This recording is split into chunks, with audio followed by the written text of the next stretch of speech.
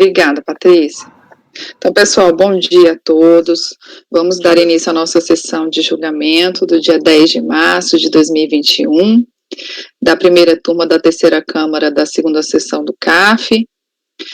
Presentes os conselheiros, período da manhã, né? Nós estamos no período da manhã, primeira parte da manhã. Presentes os conselheiros João Maurício Vital, Wesley Rocha, Kleber Ferreira Nunes Leite, Fernanda Melo Leal, Ricardo Chiavenato de Lima, Letícia Lacerda de Castro, Maurício Dauritim do Vale, Sheila Aires Cartacho Gomes, que votarão nessa sequência, ressaltando que o doutor Ricardo está substituindo o doutor Paulo, que é titular aqui do nosso colegiado, e permanecerá conosco durante todo o período da nossa sessão de julgamento. Nós temos um processo que saiu em vista, deixa eu abrir aqui, que é o item, deixa eu abrir, 61 da pauta, de relatoria do Dr. Maurício, recorrente Marlene Fromer. Esse processo saiu em vista para a conselheira Letícia e vai ter o acompanhamento da doutora Olívia Tonello Mendes Ferreira. Por gentileza, Patrícia, pode convocar a patrona. Ok, presidente, farei a convocação. Obrigada.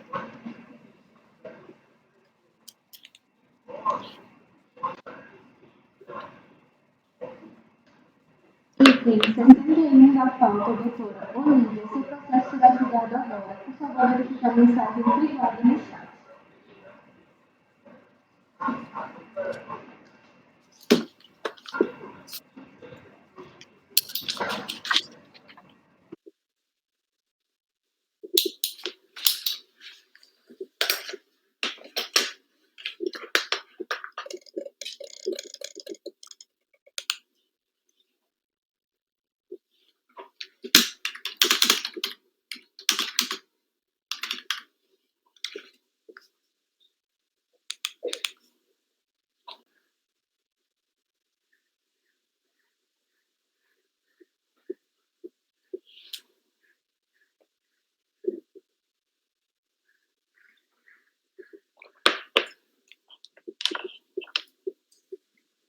Bom dia.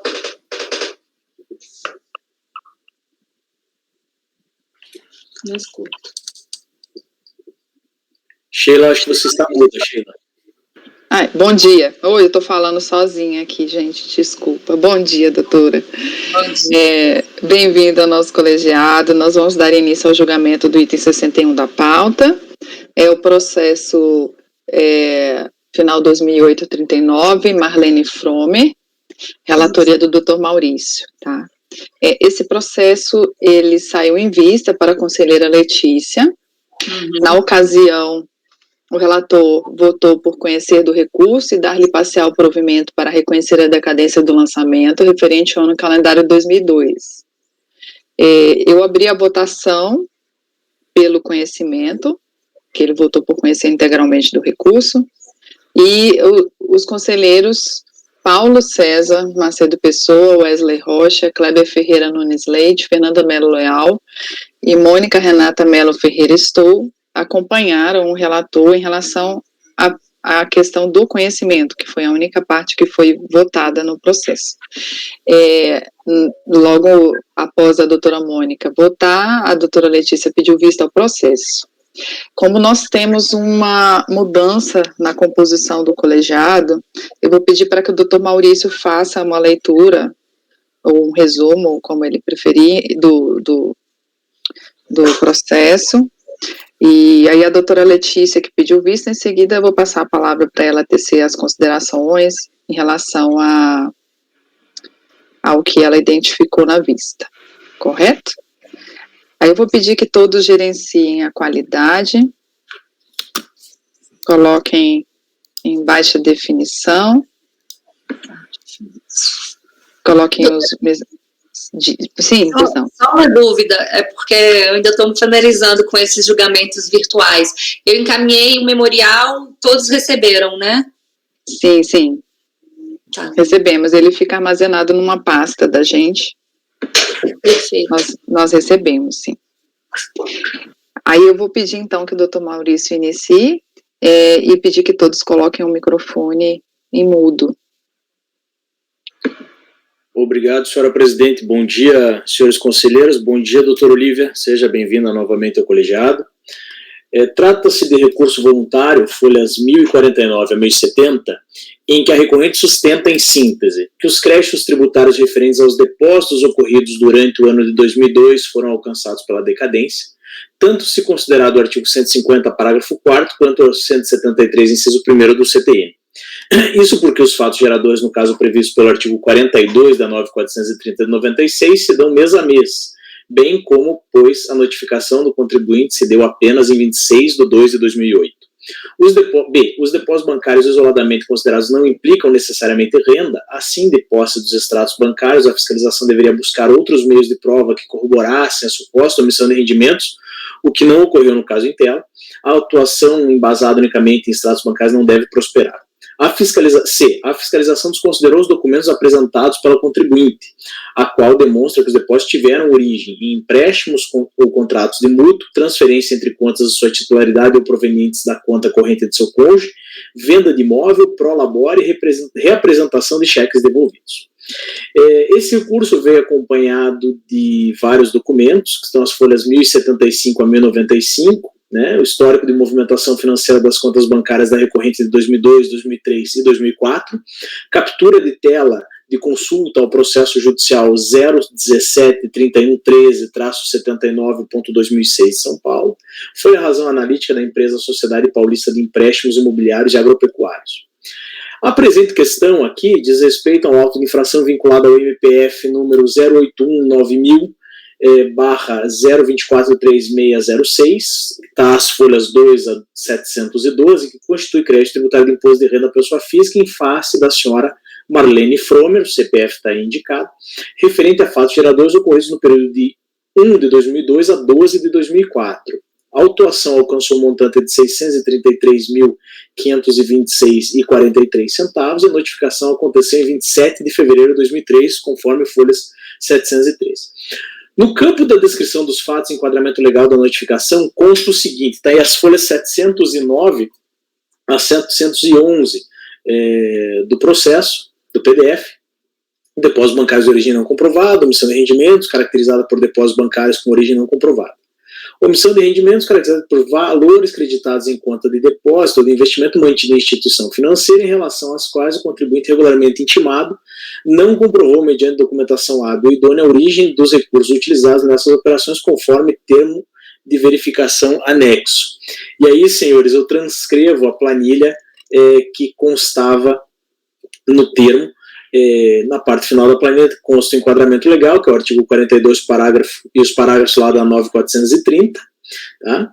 O termo de verificação fiscal, ele informa que está lá, folhas 679 a 682, informa que a fiscalização inicialmente intimou a contribuinte a apresentar os extratos de suas contas bancárias referentes aos anos de 2002, 2003 e 2004. O que veio a ser apenas parcialmente atendido após diversas intimações. Com isso, foram requisitadas as informações diretamente às instituições financeiras, através ou por meio de RMF. De posse dos dados acerca de sua movimentação financeira, foi solicitado ao contribuinte que esclarecesse as origens dos depósitos realizados em suas contas bancárias. A partir das informações prestadas, a fiscalização chegou à conclusão da existência de alguns depósitos não tributáveis e também dos seguintes depósitos sem comprovação de origem: depósitos em dinheiro, empréstimos recebidos de pessoa física Ricardo Morel, Sidmar Gerlach, Valentim Colombo, Boris Ampes e outros, conforme demonstrativo, devolução de empréstimos a pessoas físicas, transferências não comprovadas do cônjuge Hélio Fromer, empréstimos e reembolsos de despesas recebidos de Beth Fromer, transferências de contas bancárias da mesma titularidade ou do cônjuge não comprovadas, valores recebidos das empresas, débitos CC Sopema, HMB e RH não comprovados. Afirma-se, então, nesse documento, que a contribuinte deixou de comprovar parte dos valores depositados no Banco Unibanco S.A., conta 0398 8224428, Banco Santander S.A., conta 006-0081726287 e Banco Itaú, conta 2937065890, Banco do Estado de São Paulo S.A. Banespa, conta 248-010-30-8235, Banco Alvorada, conta 100-006-403, Banco Boston S.A., conta 11596955, relativos aos anos calendário 2002, 2003 e 2004. Durante a fiscalização do cônjuge da contribuinte, Sr. Hélio Fromer, executada pela mesma auditora, constatamos que a conta bancária número 61110, mantida no Rail S.A., tem como titular o Sr. Hélio Fromer e co-titular a esposa Marlene Fromer, CPF e tal. No encerramento da fiscalização do titular, foram considerados como tributável, e assim que está como tributável, não como tributáveis, 50% dos valores expressos nessa conta, sendo o restante a ser tributado na fiscalização da co-titular da conta, Marlene Fromer, conforme o artigo 42, parágrafo 6º da 9.430. Elaboramos quadro demonstrativo dos depósitos com comprovação de origem e sem comprovação de origem, o anexo 1, e demonstrativo do cálculo do crédito tributário de depósitos sem comprovação de origem relativos aos anos calendário 2002, totalizando 199.901,77, 2003 totalizando 627.359, alguma coisa, e 2004 totalizando 233.753,96. Constam do processo ainda os seguintes documentos, folhas 6 a 678, termo de início de continuidade do procedimento fiscal, intimações e respostas do contribuinte, termo de embaraço à fiscalização, requisições de informações sobre movimentações financeiras, histórico de depósitos bancários em favor do contribuinte nos bancos Unibanco, Santander, Alvorada, Banespa, Banco Boston e Itaú, relativos à declaração de ajuste anual do contribuinte, DCPMF dos anos 2002, 2003 e 2004, com dossiê integrado acerca da contribuinte, relação de depósitos bancários de 2002, 2003 e 2004, apresentada pelo contribuinte, respostas às RMF, extratos bancários emitidos pelos bancos Bradesco, BBV, Itaú, Banco Boston, Banespa, Santander e Unibanco. A contribuinte apresentou impugnação em 27 de 3 de 2008, folhas 715 a 728, caso queiram dar uma olhada, pela qual levantou argumentos semelhantes aos que posteriormente apresentou no recurso voluntário.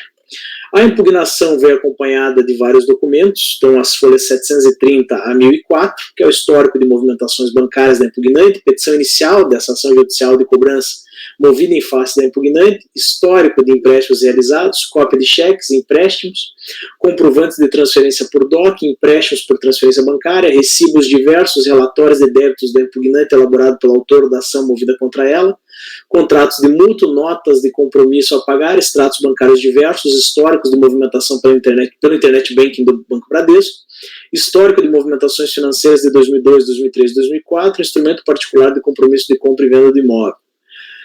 Constam ainda as folhas 1007 a 1009, a comunicação de débito e o termo de arrolamento de bens e direitos da contribuinte, e a Delegacia da Receita Federal do Brasil de Julgamento em São Paulo, por meio do Acórdão 1645364, de 3 de abril de 2013, que está aí as folhas 1013 a 1035, negou o provimento à impugnação, mantendo integralmente a exigência fiscal conforme o entendimento resumido na ementa que segue abaixo aí, senhores.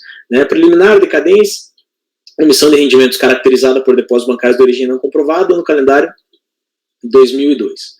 Uma vez que o contribuinte não apurou o saldo do imposto a pagar ou a restituir a declaração do IRPF 2013, apresentada caracterizou-se o lançamento de ofício, devendo ser aplicadas as regras atinentes a essa modalidade de lançamento, observando-se que, no caso de apuração ou omissão de rendimentos, o fato gerador do imposto de renda é complexivo, do período anual preliminar rejeitada. Omissão de rendimentos, lançamento com base em depósitos bancários, fatos geradores a partir de 1 de 1997. A Lei 9.430/96 teve vigência a partir de 1 de janeiro de 97, estabelecendo em seu artigo 42, presunção legal de emissão de rendimentos, que autorizou o lançamento do imposto correspondente quando o titular da conta bancária não comprovar, mediante documentação hábil e idônea, a origem dos valores depositados em sua conta de depósito e investimento. O lançamento com base em presunção legal transfere o ônus da prova ao contribuinte em relação aos argumentos que tentem descaracterizar a movimentação bancária detectada. Multa de ofício, aplicabilidade. A multa de ofício prevista na legislação de exigência de aplicação obrigatória nos casos de exigência de imposto decorrente de lançamento de ofício, não podendo a autoridade lançadora furtar-se a sua aplicação, impugnação improcedente, crédito tributário mantido. Senhores conselheiros, doutor Olívia, senhora presidente, esse é o relatório do essencial.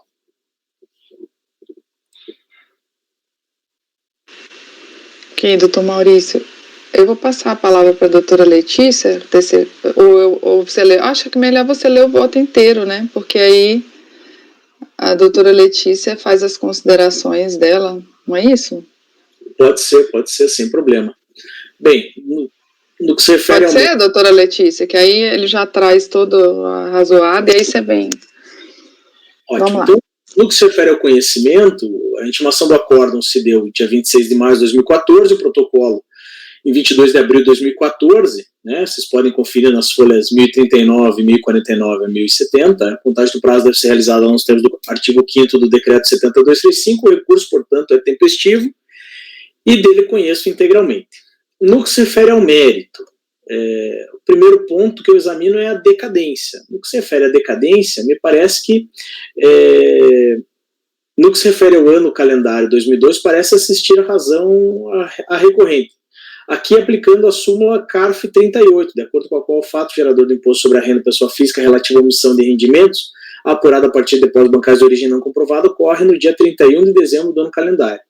Então, o início da contagem do prazo decadencial de 2002 começaria, então, em 1º de janeiro de 2003. Como o lançamento foi lavrado em 26 de fevereiro de 2008, passaram-se mais de 5 anos para a constituição do crédito tributário, estando decaído o crédito tributário relativo a 2002, me parece. Depois disso, pessoal, e aqui eu vou fazer um resumo do voto, porque o voto ficou grande. Num primeiro momento eu falo sobre o ônus da prova, que o ônus da prova, de acordo com com o nosso decreto 7235, cabe ao contribuinte, nesses casos, ao recorrente. É claro, eu lembro sempre que o artigo 9º estabelece que a administração tem o condão de comprovar a ocorrência dos fatos, claro, a não ser naqueles casos, como o presente, que estamos diante de presunções, né? Então, quando nós estamos diante de presunções, essa é uma exceção, me parece que o ônus da prova recai inteiramente sobre o recorrente. Quando vamos para o item 3 do voto, página 13, aqui me parece, e acho que isso está bem claro, que é um caso de omissão de rendimentos, disciplinado lá pelo artigo 42 da Lei 9.430, né, e eu chamo a atenção para o parágrafo 3º, né, digo, para efeitos de determinação da receita omitida, os créditos deverão ser analisados individualizadamente, observados que não serão considerados, aí vem os incisos, né,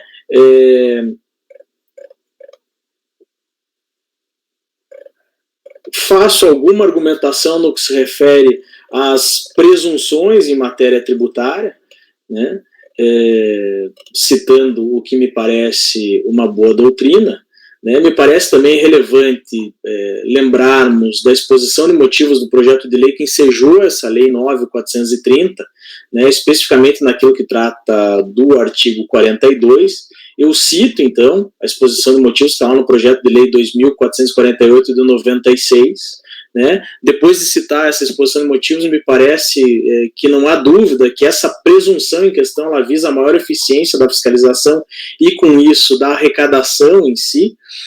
Aqui,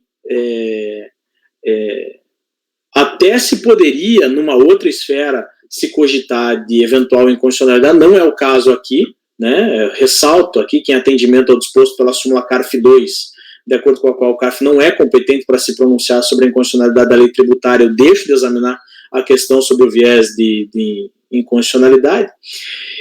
E me parece que, em que pese as considerações, é importante que a gente observe novamente o parágrafo 3º, a prescrição do parágrafo 3º, que estabelece que esses créditos devem ser individualizados, devem ser analisados individualizadamente.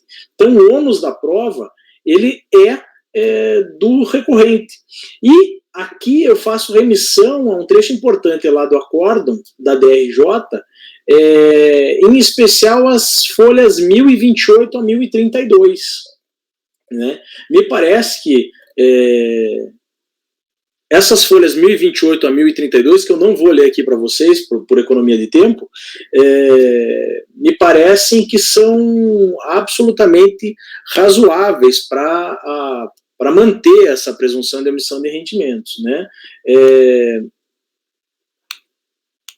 ao final, conclui a DRJ, conclui-se assim que as alegações e argumentos dos documentos apresentados pelo impugnante a título de comprovação de origem de recurso não lograram fazê-los, devendo ser mantidos no cálculo do imposto de renda dos créditos bancários a que se referem. Né? Me parece que, nesse caso, a contribuinte, de fato, não se desincumbiu do seu ônus probatório por não haver, no meu humilde modo de pensar, a individualização desses créditos. Cito ainda a súmula CARF número 26, né? Que dispensa o fisco nessa presunção de comprovar o consumo da renda, e me parece, portanto, que não assiste razão à recorrente. Inclusive, eu fiz uma tabela, disponibilizei essa tabela aos senhores conselheiros com análise individualizada de cada um desses argumentos. Então, a minha conclusão é que, diante de todo exposto, eu voto por reconhecer a decadência dos créditos relativos ao ano calendário 2002 e, no mérito, nego o provimento ao recurso. Gostaria de deixar claro também que, do ponto de vista acadêmico, como professor, tenho várias ressalvas a essa presunção, várias ressalvas. Entretanto, aqui, desempenhando esse papel, nós ficamos vinculados à observância da lei e assim procedo. Como voto, senhores conselheiros? Obrigada, doutor Maurício. Eu vou passar a palavra para a doutora Letícia e a gente inicia os debates. Bom dia, doutor Olívia.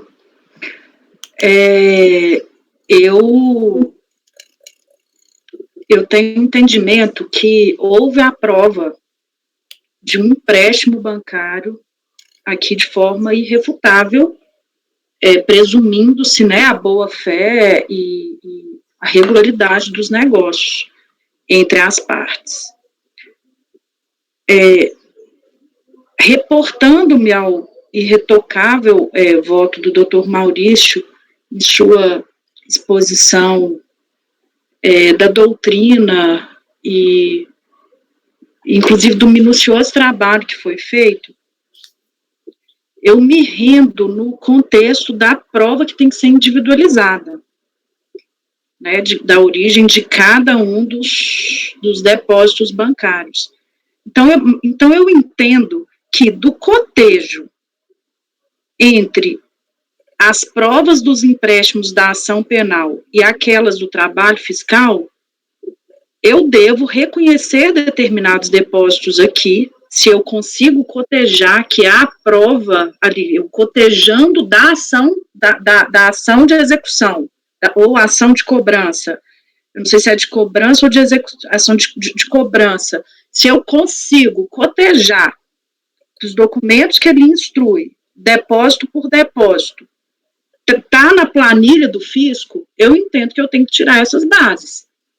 Não estou dizendo que tem que ser tirado o valor total do empréstimo aqui.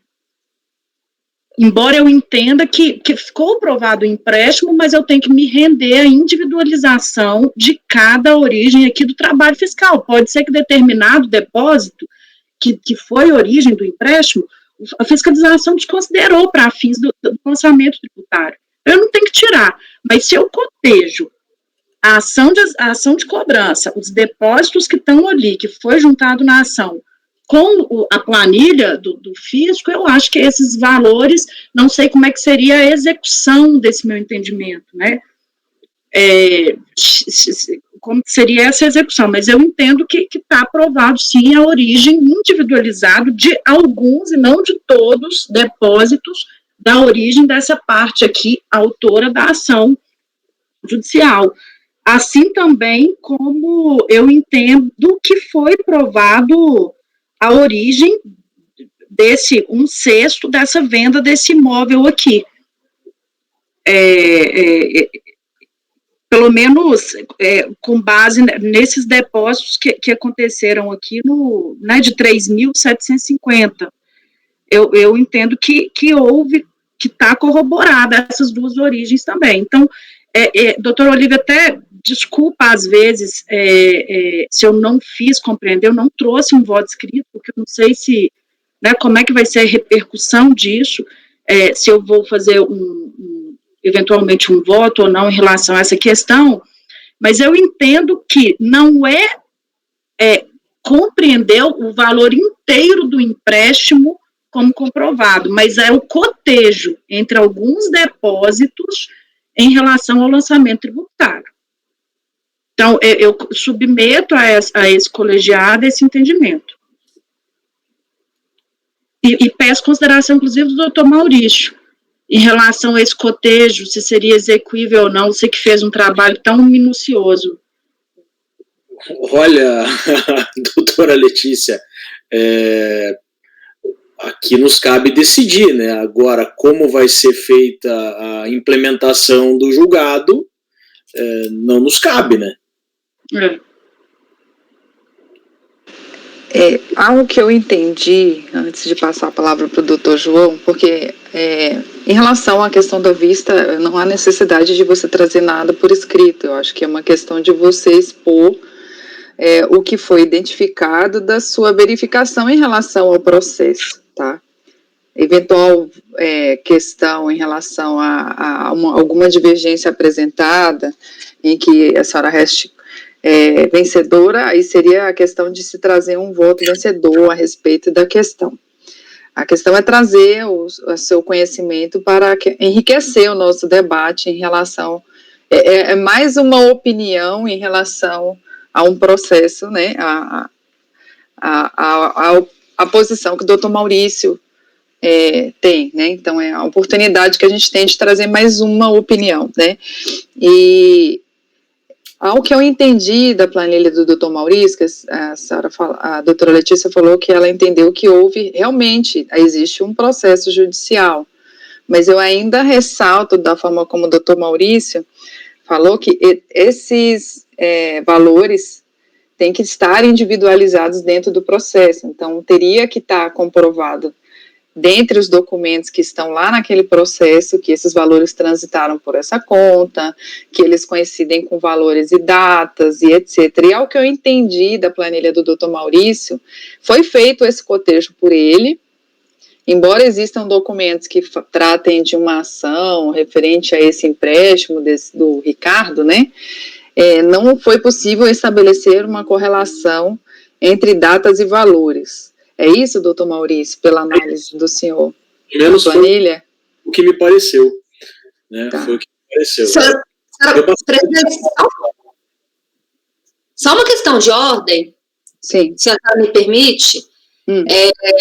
No processo na impugnação foi juntado, além da ação, dentro da ação, tem as cópias dos cheques. No memorial que eu apresentei, tem uma tabela listando efetivamente a folha dos autos em que consta o valor do extrato, folha dos autos de acordo com a fiscalização, e também a comprovação do valor depositado, com data, tudo certinho, só para esclarecer isso, que efetivamente foi feita essa correlação. ok. O memorial é só para esclarecer isso. Obrigada. Obrigada, doutora.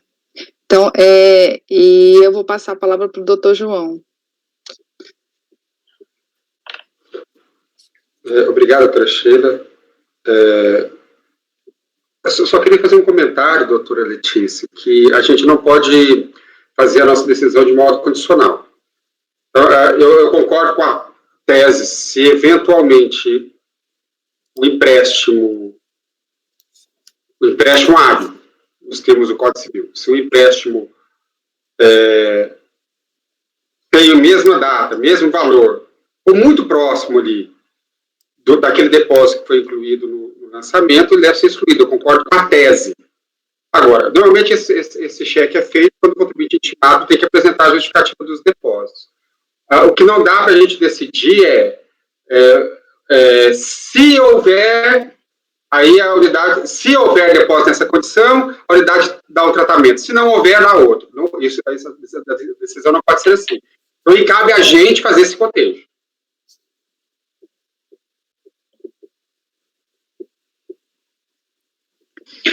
Então, eu votaria por uma diligência para, se a minha tese estaria correta, para a unidade preparadora cotejar os documentos da ação judicial com os documentos exatos dos valores ali, dos cheques apontados no lançamento. Então, como eu não tenho certeza em relação, com todo respeito, a planilha que a patrona falou que indicou, né, nos autos, eu inclusive vi esse documento, o meu voto, então, é porque eu tenho um entendimento que se houver a prova individualizada, eu repito, não é a prova total do valor do empréstimo, mas se eu tenho a prova que que aqueles cheques realmente transitaram na conta, e eu tenho essa prova e está no lançamento, no auto de infração, então, meu voto, então, vai ser por uma diligência para ser feito esse cotejo. Porque se for feito esse cotejo, realmente provado pela unidade preparadora, eu tenho tendência em dar parcial provimento nessas questões aí. Eu vou passar para o doutor Wesley e depois para o doutor João.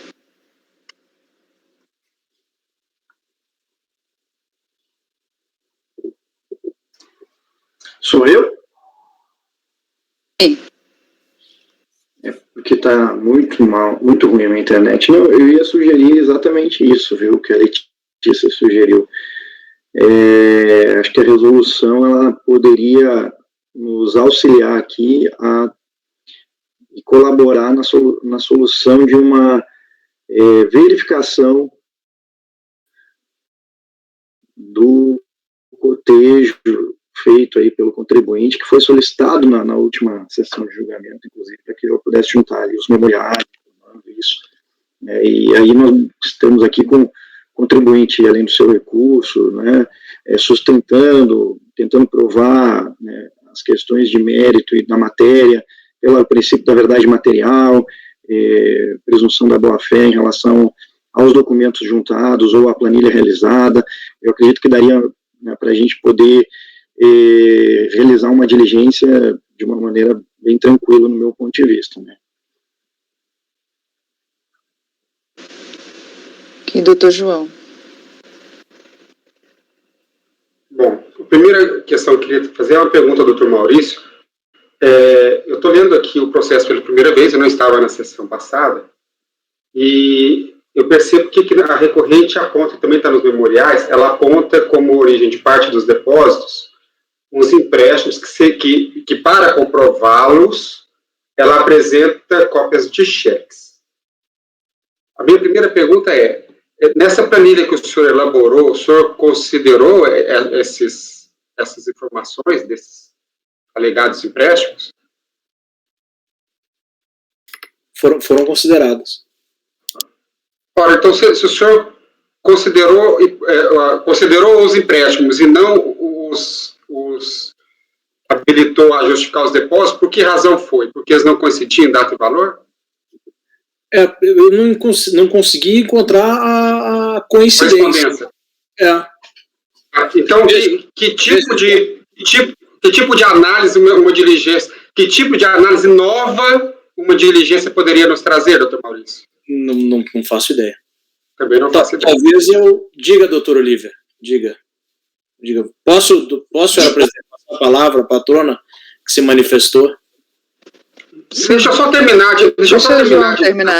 A primeira questão que eu queria trazer é essa questão do se isso foi considerado pelo relator. Parece que sim. E a segunda, agora olhando apenas os memoriais, talvez a patrona possa esclarecer melhor. Eu percebo que para justificar, ela apresenta apenas, como elemento justificante, cópias de cheques e transferências. Ora, o depósito considera-se justificado nem apenas quando você aponta quem foi que fez o depósito, mas, sobretudo, se essa origem teve o tratamento tributário adequado. Então, esse é o ponto essencial. Então, se ele declarou esses valores como seus rendimentos, ou mesmo os mútuos, os depósitos na sua declaração de imposto de renda, e eles coincidirem em data e valor com esses aqui que ela apontou nos memoriais, eu não sei se esse cotejo também foi feito pelo Dr. Maurício, aí sim poderia se considerar justificado. Por outro lado, se esses valores, se esse depósito não foi, se esse alegado empréstimo não foi informado na declaração de imposto de renda, ou os valores a ser tributados não foram sujeitos à tributação, ainda que aponte quem fez os depósitos, o justificado não estará. Então, não basta dizer quem fez. É o cheque do fulano, por exemplo, aqui, é o cheque da Rejane Poli, ou a transferência do Ricardo Moraes. Tá, mas em razão de que seria essa transferência? Em razão de que seria esse cheque? E isso foi submetido ao tratamento tributário adequado? Essa é a justificativa da origem. Não basta dizer, o dinheiro veio do fulano. Tá, mas veio por quê? Esse que é o ponto essencial. Não sei se isso também estaria esclarecido por esse depósito, cheques de transferências que a patrona fez juntar aqui nos seus memoriais.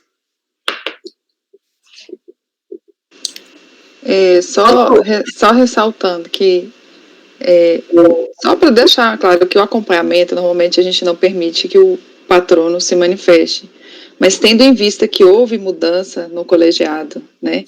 Então, eu acho importante esses esclarecimentos serem prestados, uma vez que a senhora também fez a sustentação oral na sessão passada, correto? Então, eu vou abrir, sim, para os esclarecimentos.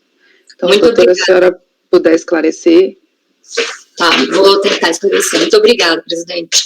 O que acontece? Nesse caso, foi juntado, ainda na impugnação, cópia de uma ação de cobrança ajuizada pelos credores do empréstimo, com cópia dos comprovantes de transferência bancária para conta da Marlene, com cópia dos cheques que foram pagos, isso tudo retirado do processo do cheque depositado. E, posteriormente a esse julgamento, houve decisão transitada em julgado, reconhecendo a existência de um empréstimo.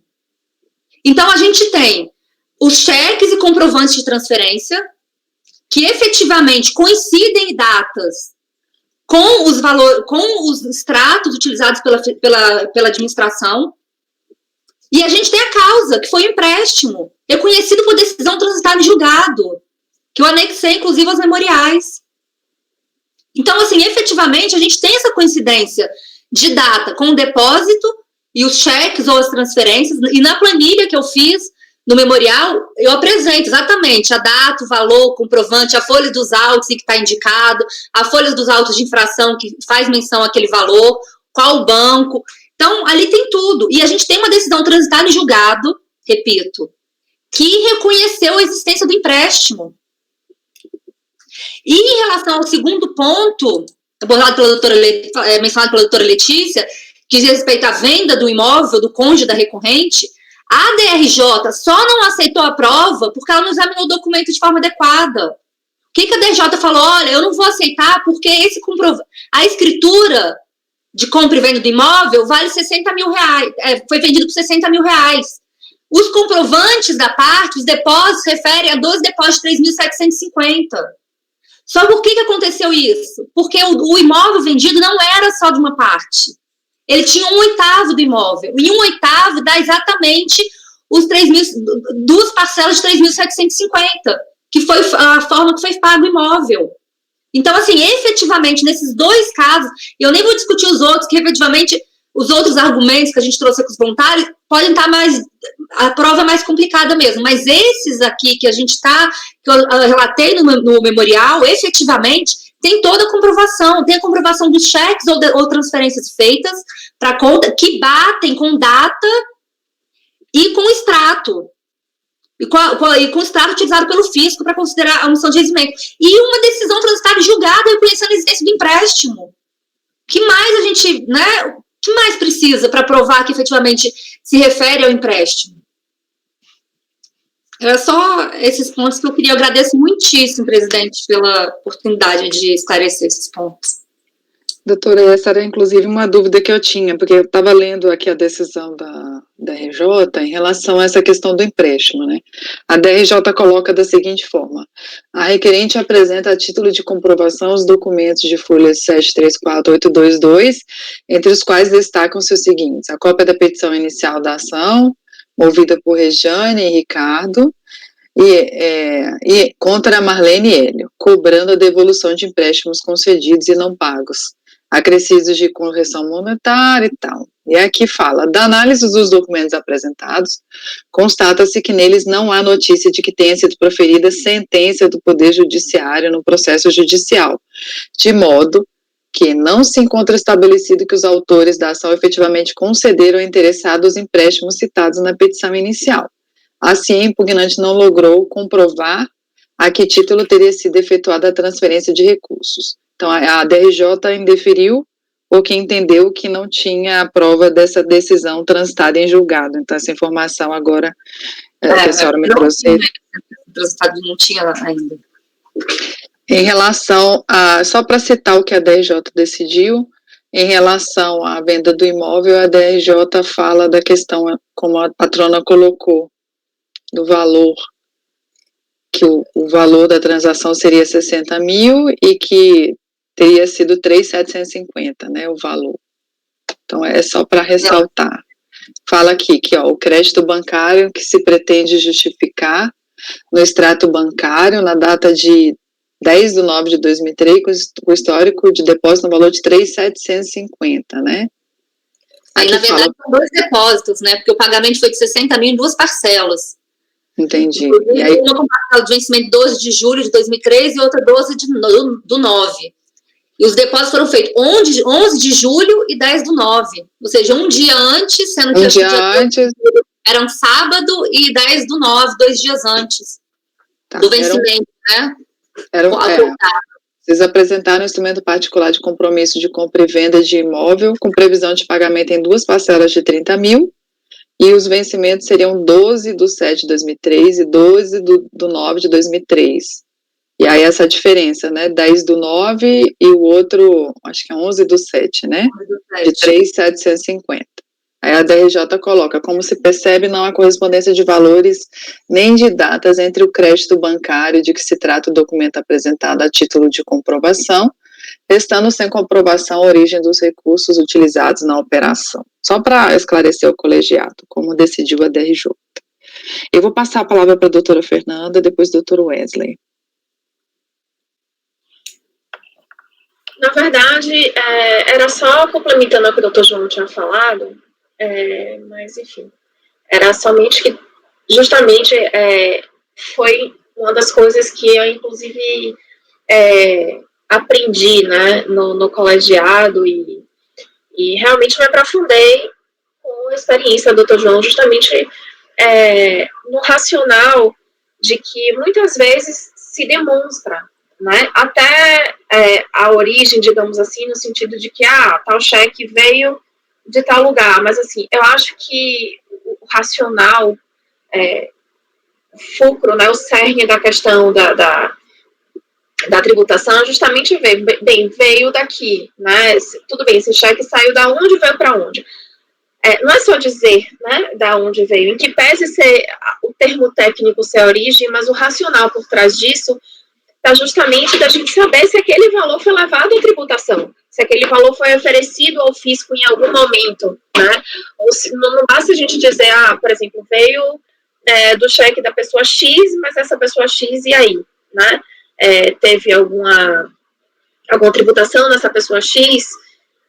Enfim, o objetivo primário da aplicação da presunção é justamente a gente conseguir entender o rastro, para ver se através desse rastro a gente vê se esse valor é um valor que, em algum momento, né, ele foi oferecido à tributação pelo fisco. E eu acho que esse é o principal desafio.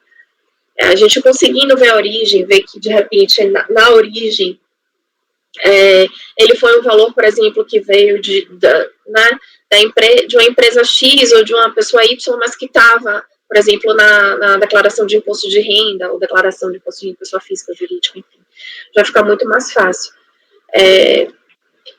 Enfim, é basicamente isso, e já manifestando meu entendimento de que realmente eu olhei a planilha do Dr. Maurício e acho que está bem elucidativa, no sentido de demonstrar que, enfim, os valores não se conversam exatamente.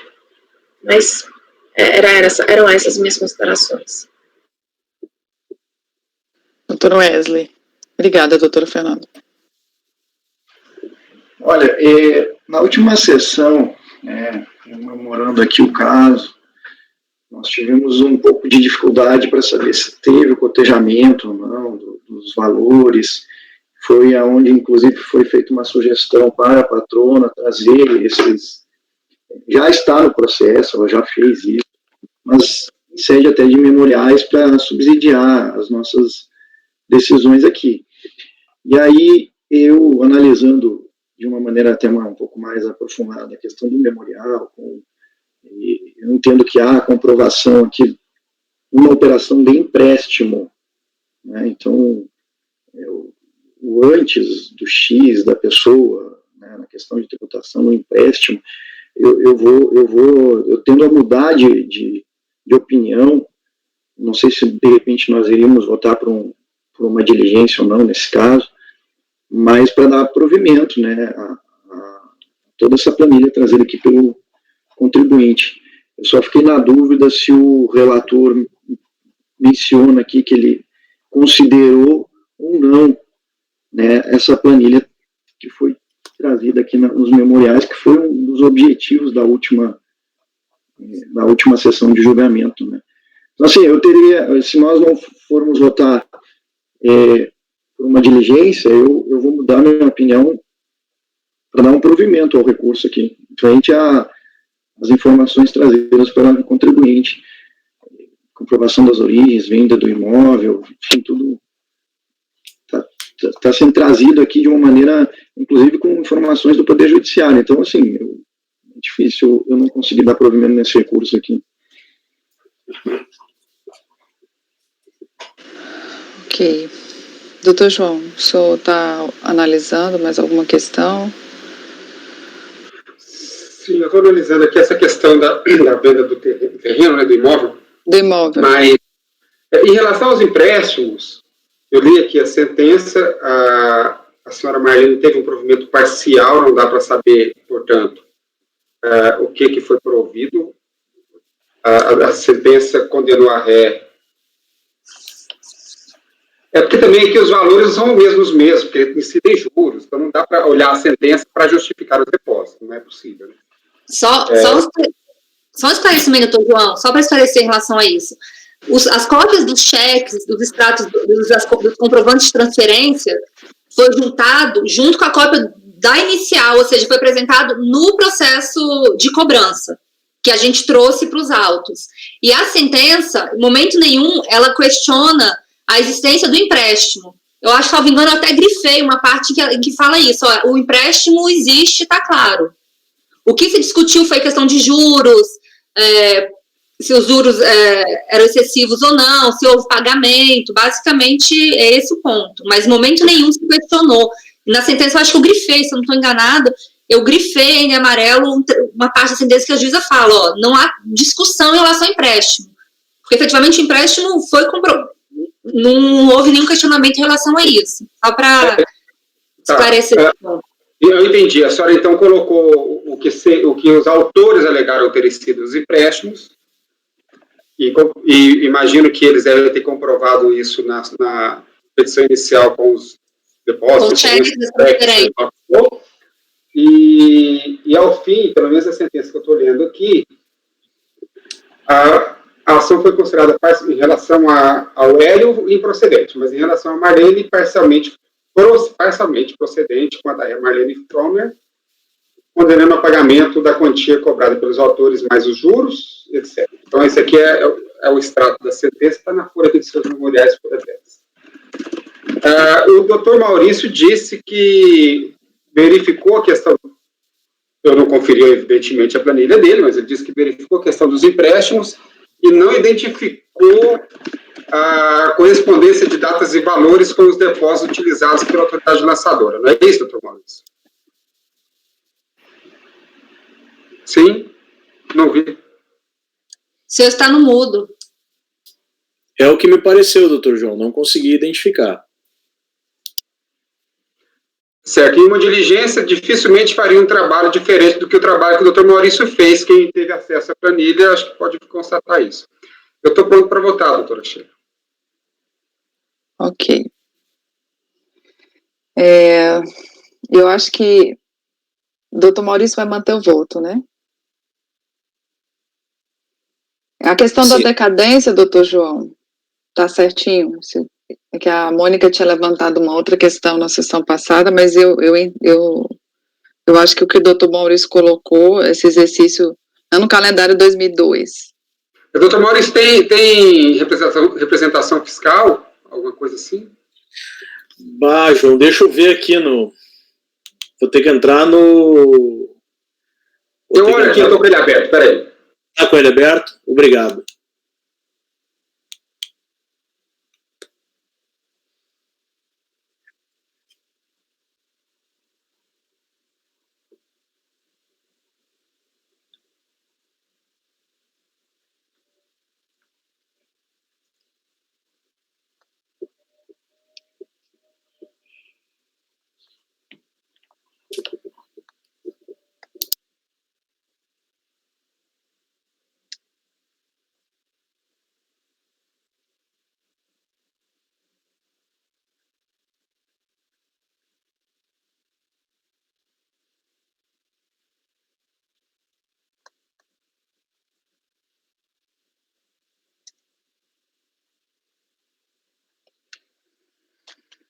Não tem alegação de dolo, fraude ou simulação, tá certo a decadência.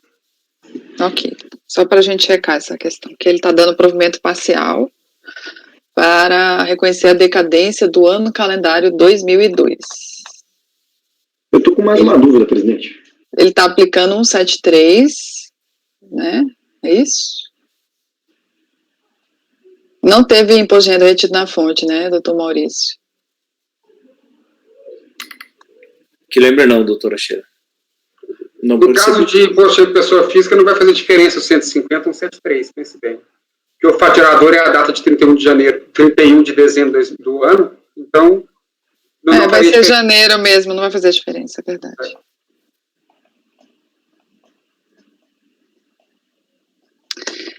Diga, doutor Wesley.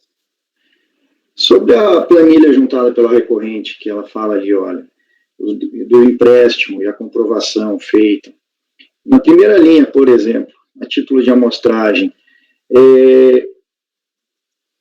a recorrente aponta o cheque na folha 758 que comprova na planilha da folha 21 e a data do depósito. Eu fiquei com uma dúvida.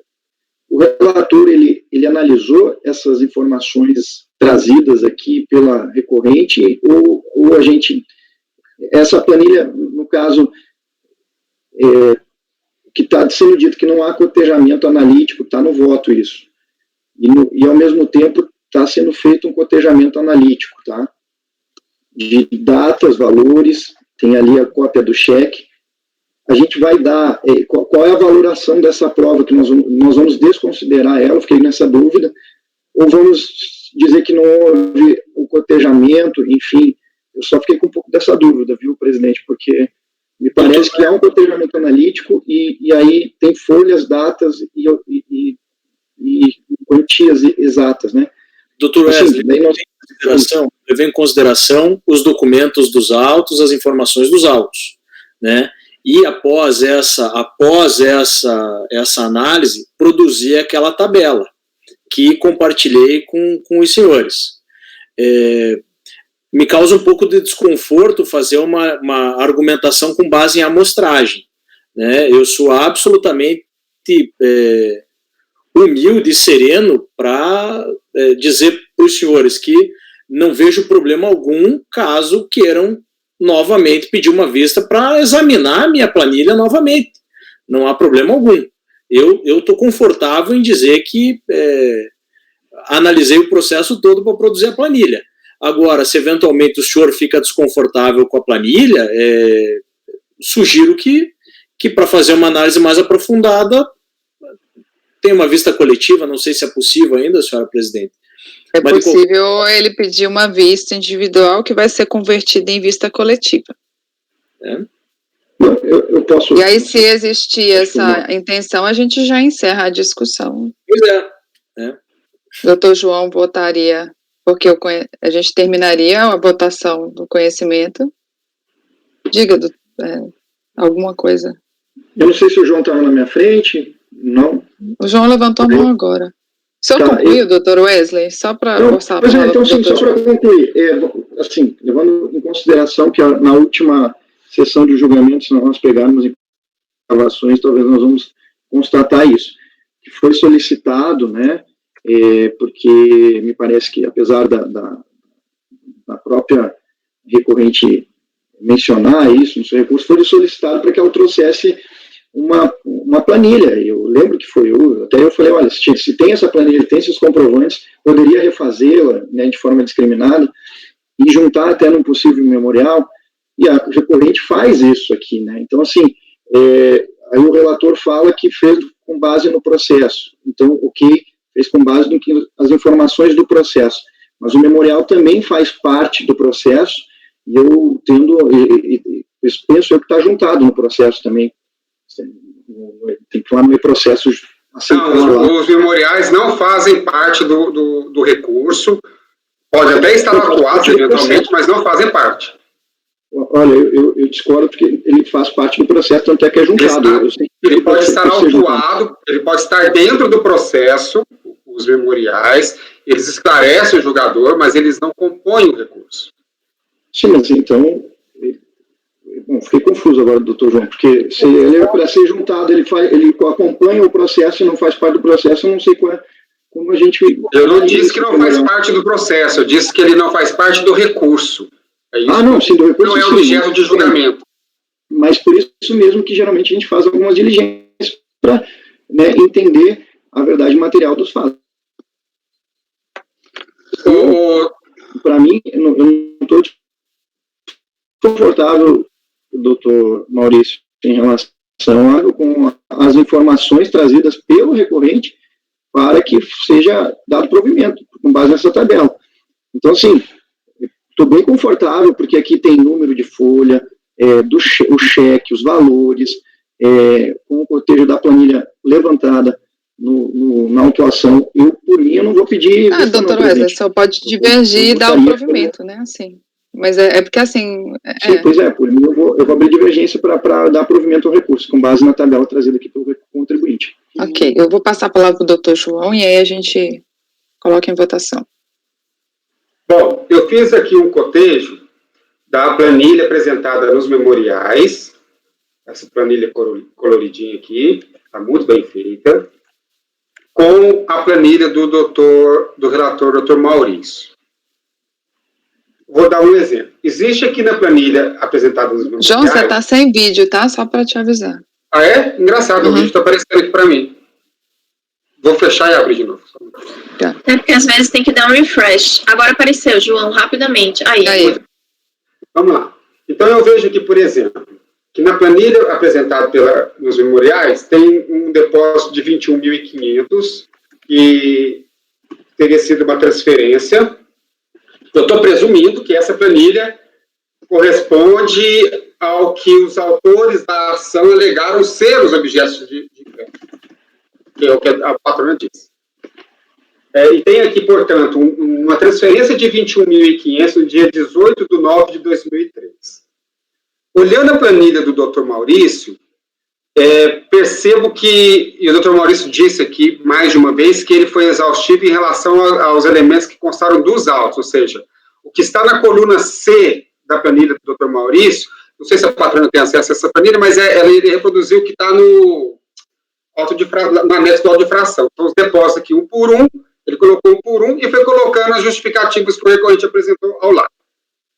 Então, olhando os depósitos que estão na coluna C, Dr. Maurício, não tem essa transferência de 21.500. Ou seja, esse valor, que em tese seria um empréstimo, segundo consta dos memoriais, sequer fez parte do lançamento, Dr. Wesley.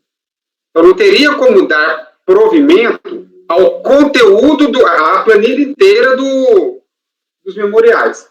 Vou adiante. Tem também aqui um depósito no dia 17/10/2003, está na planilha dos memoriais, de R$18.000. Se a gente abrir a coluna C da planilha do Dr. Maurício e procurar um depósito que foi utilizado no lançamento no valor de R$18.000, isso aqui seria um cheque. Não tem. Não tem R$18 mil. Não nessa data. Só um instante. Não sei se no meu só está falando para vocês todos também. Na verdade, não tem nessa data, mas no caso dos R$18 mil, tem sim no dia seguinte, 18/10/2003. Então, se a gente admitir, como disse a doutora Letícia,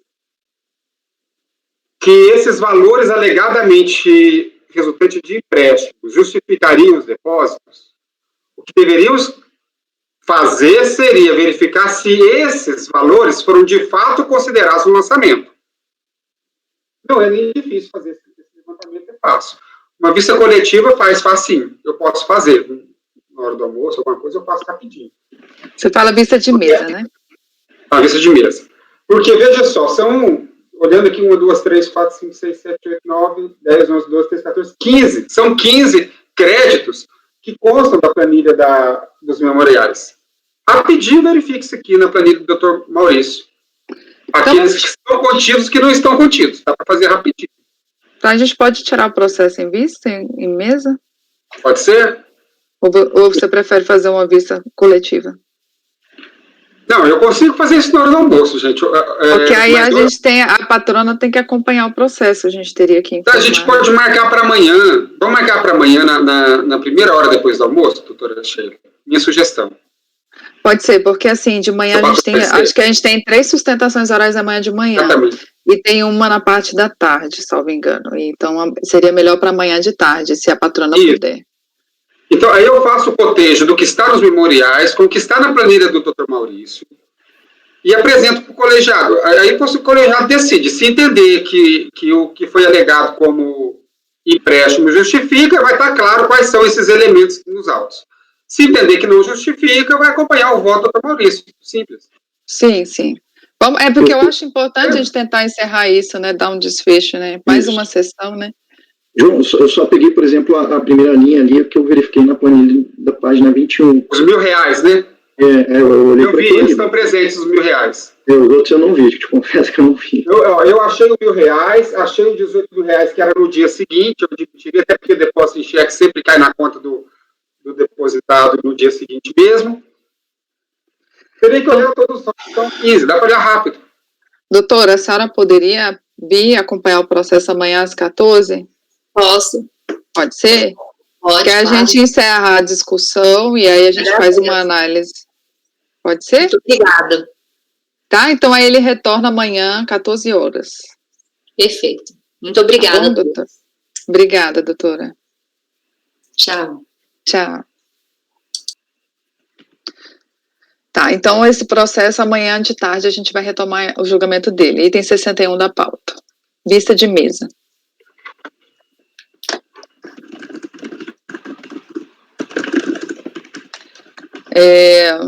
Bom, se a gente for seguir a ordem eu preciso dar prioridade aos retornos de pauta e aos processos do Kleber.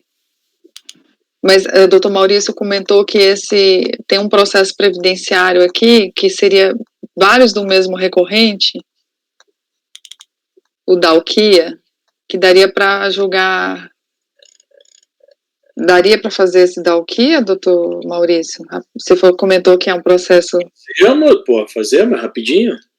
Tá, que aí a gente pega esses da Alquia e aí a gente passa para as prioridades.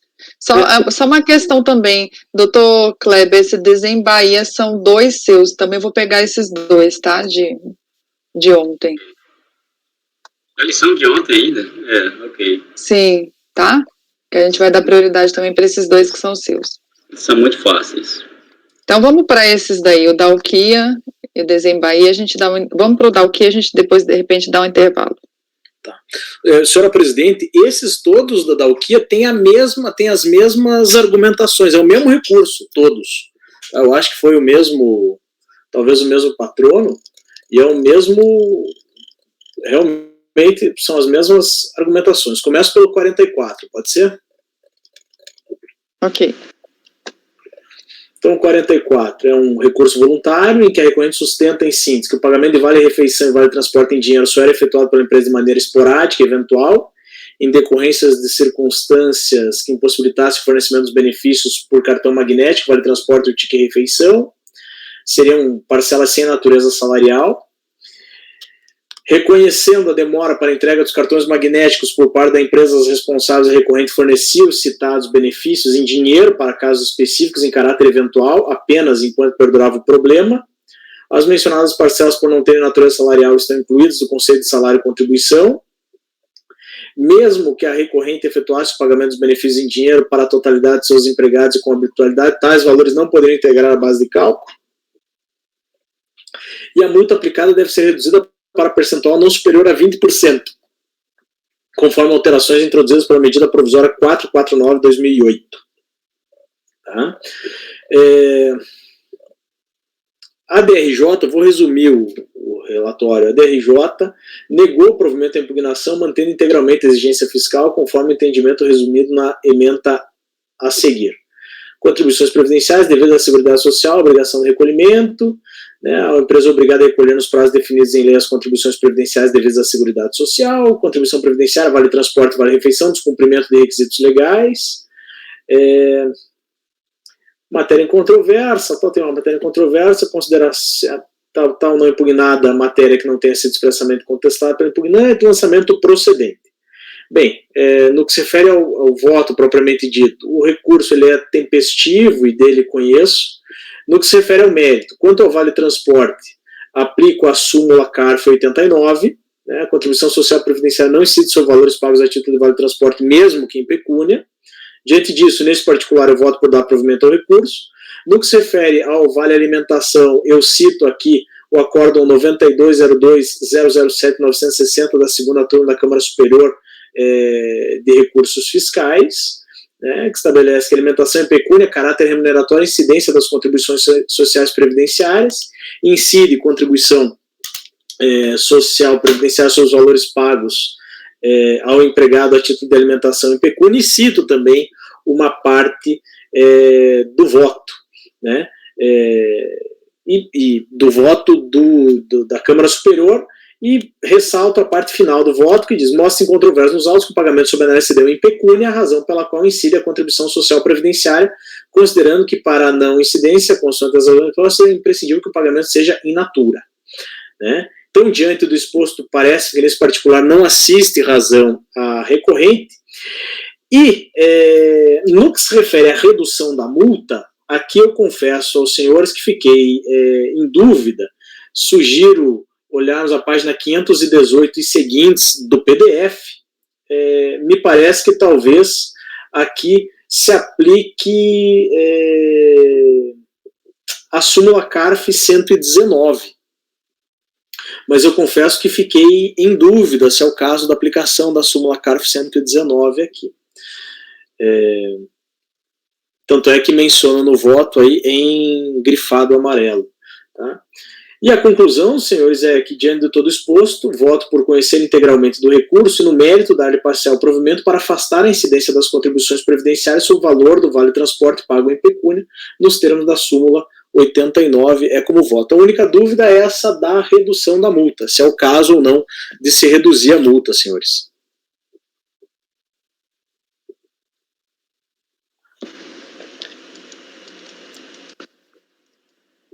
Um argumento que vai aparecer em todos os demais recursos dessa recorrente. Ele tem lançamento de multa... Obrigação acessória. Estou tentando ver o TEAF dele. Ele teve, João, nos outros processos, não nesse. Sim, então é o caso. A mesma ação fiscal. Teve. Se teve o 68, 69... E quando do lançamento já foi aplicado? Porque aí lá no Fundamentação Legal da Multa, ele vai dizer se a multa já atendeu ao disposto na MP 449 ou na Lei 11.000.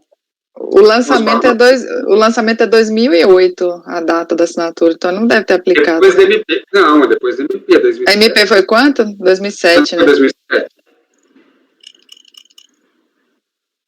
A MP foi 2007? Porque, acho que foi 2007, né? Deixa eu ver. Doutor Ricardo, você se lembra? Não me lembro, mas usualmente a gente costuma dar realmente se foi, a gente não vai refazer se foi lavrado a partir de meados de 2009, que é quando realmente foi a lei publicada. Isso. Né? Eu acho que é o caso de aplicar, porque ele é de 2008, isso que eu estou falando, que a MP foi 2009. O que se faz? A gente eu costumo, fazer referência a que a autoridade implementadora do acórdão verifique em conjunto a aplicabilidade da súmula CARF, não que eu determine a redução da... Para dar um provimento parcial, né? Assim, tipo... Não é parcial, não. Vocês não dão provimento parcial, aqui a gente dá o provimento parcial para aplicar a 119. Não, se foi feito depois da MP, não, porque aí o lançamento atendeu o critério.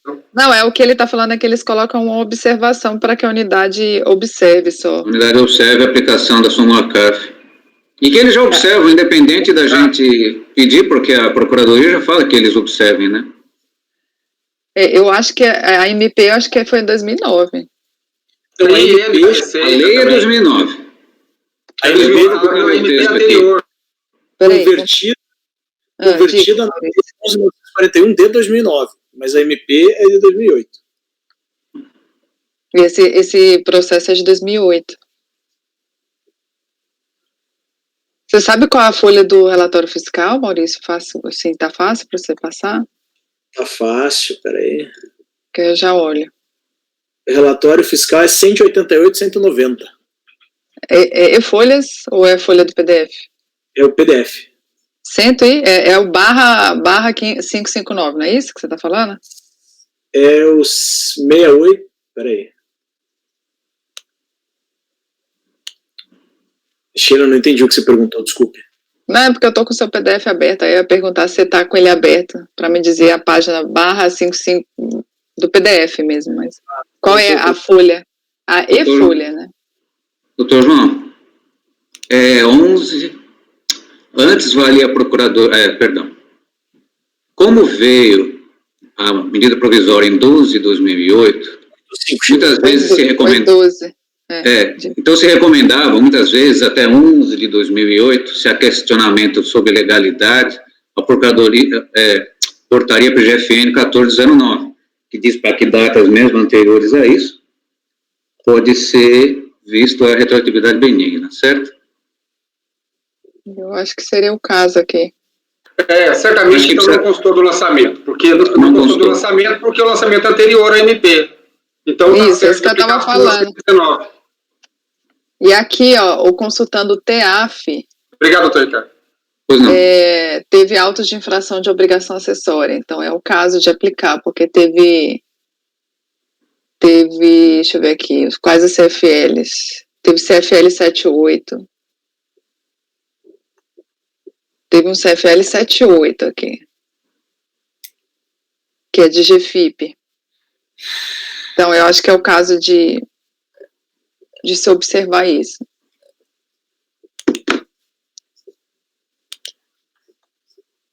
Então, ok. Então, aí seria provimento parcial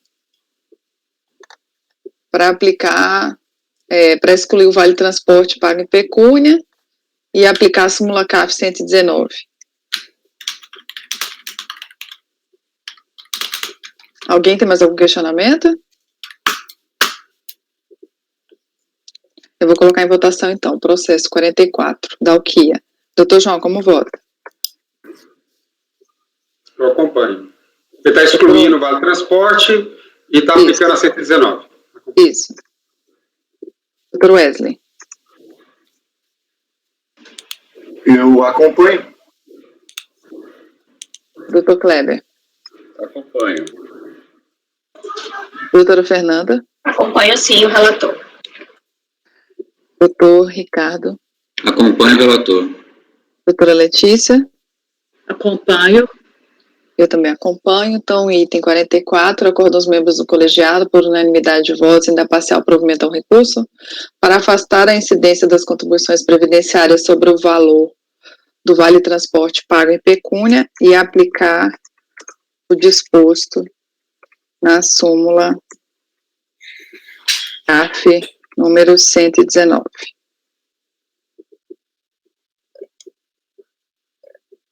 Próximo item, doutor Maurício, se você quiser... Olha... Se fosse aplicar a mesma coisa, né?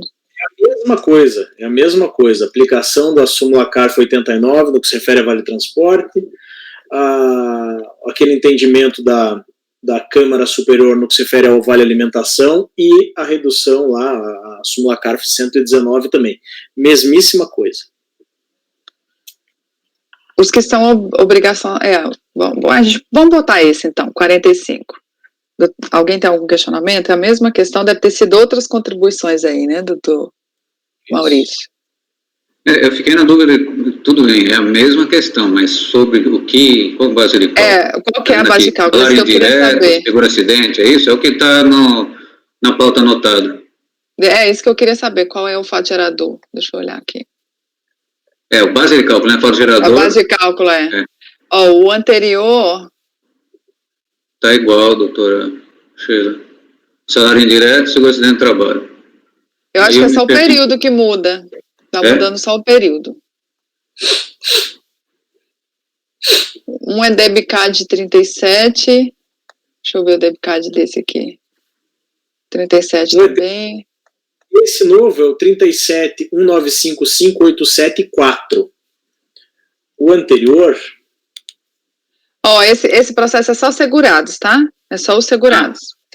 O anterior é patronal, empresa e RAT. E esse agora são os mesmos levantamentos, só que é só os segurados.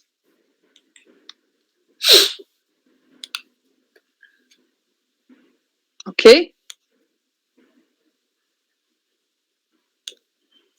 As mesmas alegações, só que aqui é só a parte dos segurados. Podemos colocar em votação? Doutor João, como vota? Eu acompanho. Doutor Wesley? Eu acompanho. Doutor Kleber? Acompanho. Doutora Fernanda? Acompanho. Doutor Ricardo? Acompanho, relator. Doutora Letícia? Acompanho. Eu também acompanho. Então, item 45. Acordo aos membros do colegiado, por unanimidade de votos, em dar parcial provimento ao recurso para afastar a incidência das contribuições previdenciárias sobre o valor do Vale Transporte pago em pecúnia e aplicar-lhe o disposto na súmula CARF número 119. 46. 46, senhora presidente, a mesma argumentação, também aplicação da súmula CARF 89, do entendimento da Câmara Superior no que se refere a Vale Alimentação e a redução lá da multa do 119. Esse aqui é o DEBCAB 37.195.588.2. Esse aqui é terceiros, tá? Só para... Eu já abri aqui. Desculpa ele atravessar, mas só para avisar que é o de terceiros incidentes sobre aquela mesma base de cálculo. Vale refeição em dinheiro e vale transporte. Algum questionamento? Sim. Diga. Doutor João, eu já vi questionamento de se nominar súmula CARF 119 no caso de terceiros. Se seria mais conveniente simplesmente falar sobre a portaria PGFN. Você acha que isso realmente tem algum peso? Ou bastaria realmente a súmula? Não, a súmula é posterior. É porque o entendimento da aplicação retroativa da legislação mais benéfica, ele foi acontecendo com o advento da MP, ele não foi automático. A primeira providência, depois dos questionamentos dos contribuintes quanto à aplicação da retroatividade benigna, foi a edição da portaria conjunta PGFN e Receita. Só depois que as decisões do CARF começaram a ser reiteradas, que se transformou na súmula 119, cujo teor é o mesmo. Então, depois do advento da súmula, já não faz mais sentido citar o parecer da Procuradoria nem a portaria conjunta, que tem a súmula. Mas o teor é o mesmo. Porque apenas assim uma pequena nuance legal, né, que terceiros outras entidades, então fica assim, não é melhor usar só apenas um exercício jurídico, tá? Se não é melhor usar a portaria conjunta em vez da súmula. Eu acredito que a súmula mas, enfim, o senhor lembra daqueles fatos, assim, pagamentos anteriores. Quando se fala em pagamentos anteriores a terceiros, há uma certa reticência em usar a súmula CARF, porque é terceiros não é contribuição. Mas eu acho que isso não vem ao caso, né? Isso foi claro? Não sei se foi claro. É pelo fato de ser terceiros. Mas, terceiros, ainda que não seja contribuição, está contido no rito do PAF. Além do que, aqui a gente está julgando nem é contribuição de terceiros, a gente está julgando a multa. Certo. Que também é PAF. Então, honestamente, acho que no nosso caso aqui é mais apropriado citar a súmula do que o parecer da PGFN. Ok. Meu entendimento. O teor da súmula vai bem no que você falou, João. No caso de multas por descumprimento de obrigação principal, né? Fala bem isso que você falou. Eu entendo que o mais adequado no nosso caso vai ser sempre utilizar a súmula. Entendo. E ela condensa o entendimento que também estava manifestado pela Procuradoria no parecer e pela portaria conjunta. Desculpe trazer a baila e aumentar o tempo da discussão, porque eu já vi discussões acalorosas sobre esse fato, se usava a súmula ou a Procuradoria. Ok, muito obrigado. Obrigada, Ricardo. Não precisa se desculpar, não. A gente está aprendendo também. Já teve tanta coisa que os suplentes trouxeram que foram importantes para a gente, para o nosso conhecimento. E eu vou colocar em votação, então, o processo. O item, se ninguém mais tiver nenhuma consideração, item 46. Doutor João. Acompanho. Está sem vídeo, viu? Doutor Wesley. Engraçado com o convite. Doutor Wesley. Aqui também tá a mesma coisa aqui para mim. Tem várias vezes entre e sai, eu só vejo enfim. Mas eu acompanho aí. Doutor Kleber. Acompanho. Doutora Fernanda. Acompanho. Doutor Ricardo. Eu acompanho. Doutora Letícia. Acompanho. Eu também acompanho. Você levantou a mãozinha, Ricardo. Não, levantou mesmo? Levantei, doutor Wesley, é o seguinte, antes de eu trocar a minha internet, eu ficava sozinho me enxergando, as outras pessoas não nos enxergavam, realmente a velocidade da internet, está com dificuldade de... Eu também acho, porque o meu ninguém desaparece, é raro. E eu mudei esse mês para fibra, aí agora eu consigo ver as pessoas. Faz toda a diferença. O 46, então, acordam os membros do colegiado, por unanimidade de votos, em dar parcial provimento ao recurso, para afastar a incidência das contribuições previdenciárias sobre o valor do vale-transporte pago em pecúnia e aplicar-lhe o disposto na súmula CAF número 119. 47, doutor Maurício. 47, senhores conselheiros, é o CFL 34, no caso de obrigação acessória. Descumprimento da obrigação acessória é deixar a empresa lançar mensalmente em títulos próprios sua contabilidade de forma discriminada os fatos geradores de todas as contribuições, o montante das quantias descontadas, as contribuições da empresa, os totais recolhidos. Curiosamente, os mesmos argumentos levantados nas obrigações principais, nos recursos das obrigações principais, foram levantados aqui, né? Eu vou ser bem objetivo e vou lá para o final do voto. Quanto a esse auto de infração 37.195.594, que é a Código de Fundamentação Legal 34, essa obrigação acessória que se sujeita ao recorrente, ela não padece de qualquer ilegalidade. Eu cito lá o artigo 32, inciso 2º da Lei 8.212 de 91, e também o 225.1, parágrafo 9º do regulamento lá da Previdência Social.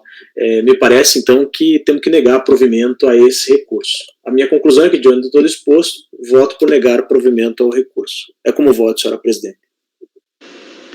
Ok, só ressaltando que, nesse caso, ele autuou pelo CFL 34, em razão dele não ter destacado em título próprio da contabilidade essas rubricas, né, que foi o Vale Transporte e Vale Refeição. Embora a gente tenha considerado desonerado o Vale Transporte, acho importante colocar que, independente de ter considerado na obrigação principal, remanesce por ser uma multa única, o valor da multa permanece rígido, né? E nesse caso não é o caso também de aplicação da súmula CAF 119 para essa multa, Só para acrescentar lá, que embora se considere que o Vale Transporte em pecúnia não seria a base de cálculo, pelo fato de ser uma multa com valor único, o fato de exonerar o Vale Transporte não vai mudar esse valor. Doutor João. Eu acompanho. É que você levantou, sua mão estava levantada, começou. Não, eu estava pensando aqui, doutor Maurício, só um preciosismo.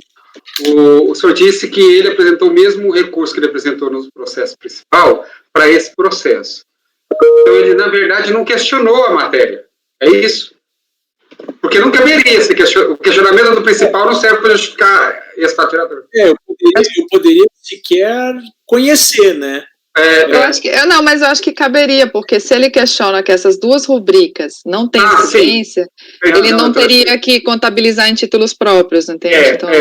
Por via transversa, ele acaba questionando um dos elementos da base de cálculo dessa multa. Por isso que eu acho importante citar que, embora você reconheça que o Vale Transporte não tem, ela permanece rígida, porque o Vale Alimentação teria que transitar pela conta. Eu acompanho. Então, está negando provimento. Dr. Wesley. Acompanho. Dr. Kleber. Doutora Fernanda. Acompanho. Dr. Ricardo. Eu acompanho, mas faço só... Eu não vi que você tinha levantado a mão. Desculpa. Não há problema nenhum, é apenas um destaque formal. O recorrente está com grafia errada, pode gerar correção de... Está constando dama, em vez de dalquia. Eu acompanho o relator. Ok, obrigada. Doutora Letícia. Acompanho. Eu também acompanho. Então, item 47, acordam os membros do colegiado por unanimidade de votos em negar provimento ao recurso. O próximo item, 48. O 48, senhores, é o DEB-CAB 37.195.589.0. Mesma argumentação. Aqui como base de cálculo da contribuição para o INCRA.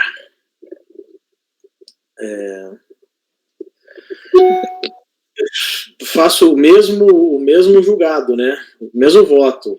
Vale Transporte, súmula 89, Vale Alimentação, o acordo 9202.007.960 da Câmara Superior de Recursos Fiscais e a aplicação da súmula CARF 119. E a conclusão é, diante de todo exposto, voto por conhecer integralmente do recurso e no mérito dar-lhe parcial provimento para afastar a incidência das contribuições previdenciárias sobre o valor de Vale Transporte pago em pecúnia, nos termos da súmula CARF 89 e para a aplicação da súmula CARF 119.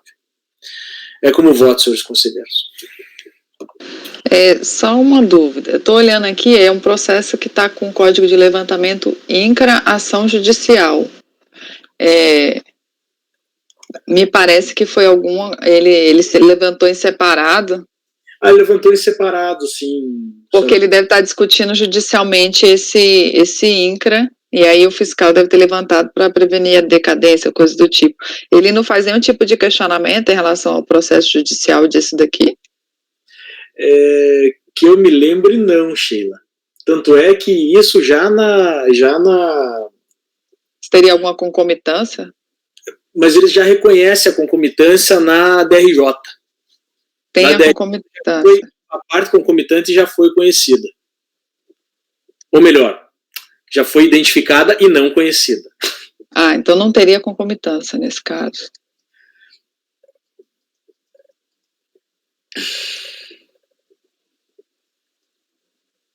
Se não tem concomitância, tem multa lançada. Tem que ter multa lançada.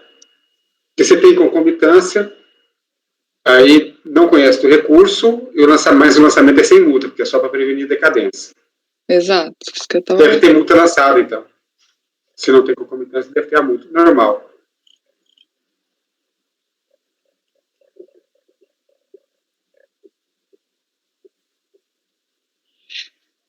Ele se refere à parte devida às outras entidades incidentes sobre a remuneração paga ou acreditada a título de vale transporte e refeição paga em dinheiro,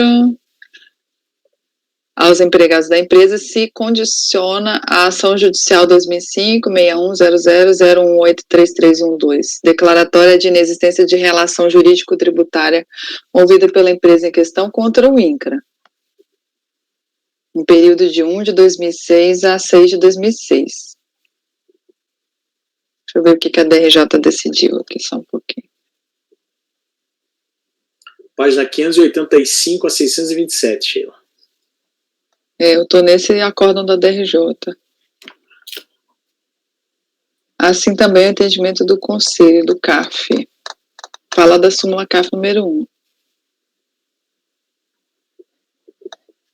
Deixa eu ver aqui se ele aplica.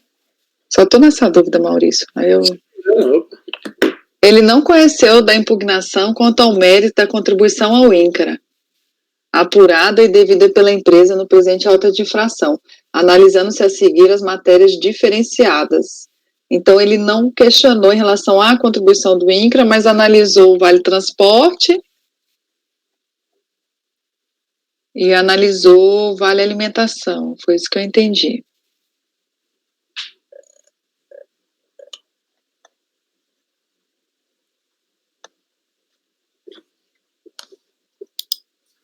Entendi.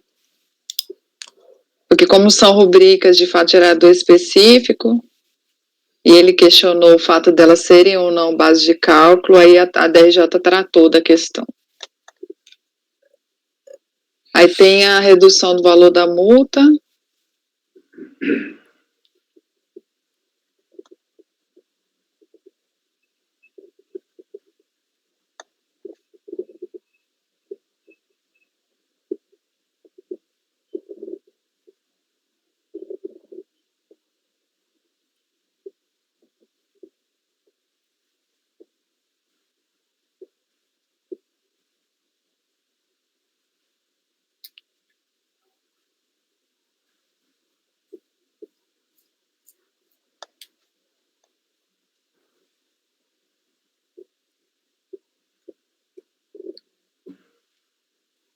Eu acho que... Aí ele nem fala nada não, né, de concomitância, né? A concomitância é só em relação à discussão do INCRA mesmo. Não tem concomitância não, né, João, nesse caso, para tratar dessas rubricas? Ele tem uma ação... Pois é, ele tem uma ação judicial que questiona o INCRA. Aí a DRJ entendeu que é concomitância em relação a essa ação judicial. Mas tratou das rubricas de fato gerador específico, porque elas deveriam incidir ou não contribuição. Tá os certo? demais terceiros, por exemplo. Não, esse auto é só de INCRA. Eu estou na dúvida se seria o caso de não conhecer, porque ele está questionando o INCRA. E por que a DRJ tratou do que não A DRJ reconheceu a concomitância em relação ao INCRA, mas tratou dos fatos geradores de Vale Transporte e Vale Alimentação. Dando provimento? Negando provimento para eles. A gente não pode conhecer o recurso. É isso que eu estou pensando, a gente não poderia nem conhecer. Concordo com o João. Tem nos autos a petição para a gente checar a concomitância. A DRJ até reconhece. Então, simplesmente não conhecer do recurso, doutor Maurício, porque a gente não tem nem como. A questão, inclusive, do Vale Transporte, que em tese lhe seria favorável, nesse caso, em razão da concomitância, deve ser objeto de decisão na esfera judicial. Todo o tributo vai ser decidido lá. Mas aí é que está, ele questiona a contribuição ao INCRA, certo? Tá, mas é a questão da concomitância. Isso, mas essa contribuição foi aplicada sobre um fato gerador específico, que ele não reconhece. Será que não está correto o entendimento da DRJ? Mas nós não podemos... A DRJ negou o provimento. Não precisava... a DRJ negou, e analisou. A questão posta para nós primeiro vamos ter que analisar o conhecimento. Superado o conhecimento, a gente vai lá na questão de mérito. Já o conhecimento. Se a gente não consegue superar o conhecimento, não tem como julgar o mérito. Vejam como eles fazem. Eles fazem sobre os salários. sobre o pagamento aos seus colaboradores. Depois eles fazem sobre o que foi retido dos seus funcionários. E aqui é o que foi retido, pago a terceiros, que vai tudo se somando na base de cálculo, né? Existe o lançamento para terceiros e o auditor fez um lançamento só para o INCRA. Isso, me parece exatamente. Porque está questionado. Então, porque realmente não é ação não judicial. Conhecer. Eu acho que é não conhecer. E a DRJ cita a súmula CAF número 1. Cada um dos outros processos... Assim, decido não conhecer da impugnação quanto ao mérito da contribuição ao INCRA, apurada e devida pela empresa no presente auto de infração, analisando-se a seguir as matérias diferenciadas constantes da presente defesa. Aí ele vem e analisa o resto. É descabível, né? Porque, na verdade, são vários autos de obrigação principal que se somariam para dar o valor total da base de cálculo. E por operacionalização da auditoria, eles dividem contribuição da empresa, contribuição do empregado, terceiros, e ainda subdividiu terceiros. Isso, porque tem uma discussão judicial, e isso a DRJ não nega, existe um processo. Portanto, acho que eu concordo muito com o doutor João, não se conhece. Eu acho que é o concomitância. Justamente por isso que ele fez o seu voto separado, gente. Exatamente. Pois é, eu acho que é o caso, viu, doutor Maurício?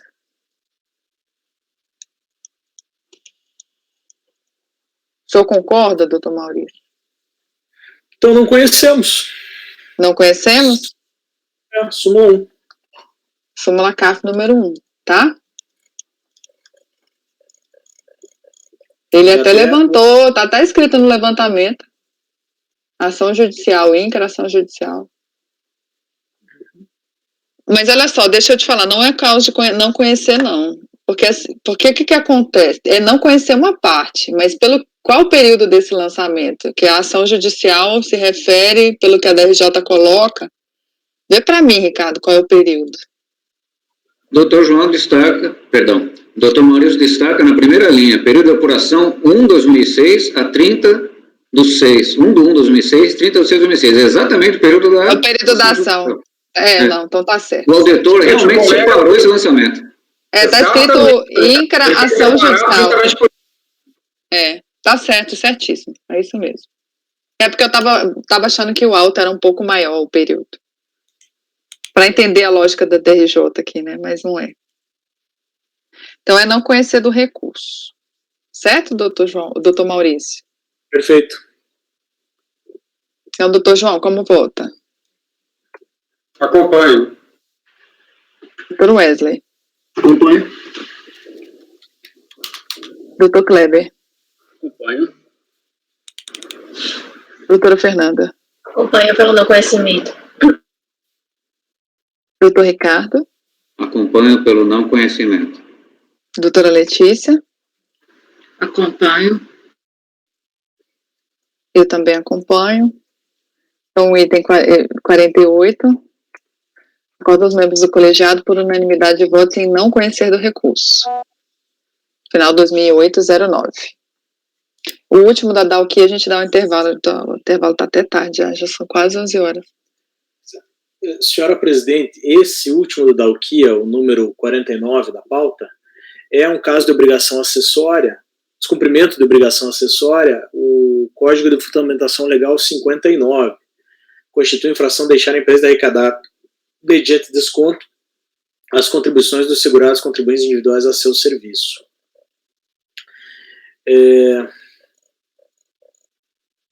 A argumentação é a mesma dos outros recursos, todas semelhantes, e aí eu vou para a parte final do voto, lembrando que a obrigação acessória que se sujeita a recorrente não padece de qualquer ilegalidade, e diante disso, diante de todo exposto, eu voto por negar provimento ao recurso. Ok, aquele desconto dos segurados que não foi feito, incidente sobre aquelas duas rubricas, vale alimentação, vale transporte, só para ressaltar, para colocar a mesma observação daquele outro processo, que não é o caso da aplicação da súmula CAP 119, nesse caso aqui, que não é o 68 nem 78, e dizer que o fato de tirar o vale transporte não vai alterar o valor, porque é um valor único, que é de 1.000 e pouquinho, né, que está aqui. Só colocar essa observação.